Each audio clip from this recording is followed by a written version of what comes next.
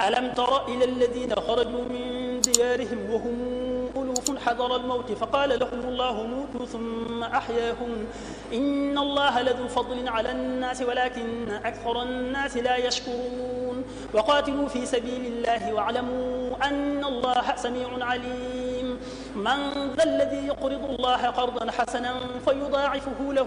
أضعافا كثيرة والله يقبض ويبسط وإليه ترجعون ألم تر إلى الملأ من بني إسرائيل من بعد موسى إذ قالوا لنبي له ابعث لنا ملكا نقاتل في سبيل الله قال هل عسيتم إن كتب عليكم القتال ألا تقاتلوا قالوا وما لنا ألا نقاتل في سبيل الله وقد خرجنا من ديارنا وأبنائنا فلما كتب عليهم القتال تولوا إلا قليلا منهم والله عليم بالظالمين وقال لهم نبيئهم إن الله قد بعث لكم طالوت ملكا قالوا أن يكون له الملك علينا ونحن أحق بالملك منه ولم يؤت سعة من المال قال إن الله اصطفاه عليكم وزاده بسطة في العلم والجسم والله يؤتي ملكه من يشاء والله واسع عليم وقال لهم نبيئهم إن آية ملكه أن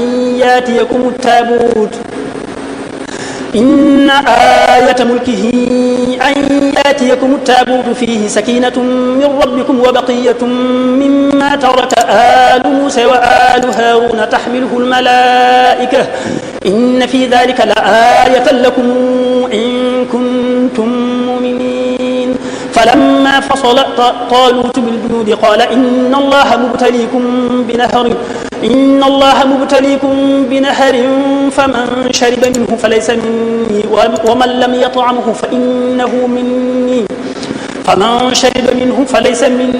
ومن لم يطعمه فإنه مني إلا من اغترف غرفة بيده فشربوا منه إلا قليلا منهم فلما جاوزه هو والذين آمنوا معه قالوا لا طاقة لنا اليوم بجالوت وجنوده قال الذين يظنون أنهم ملاقو الله كم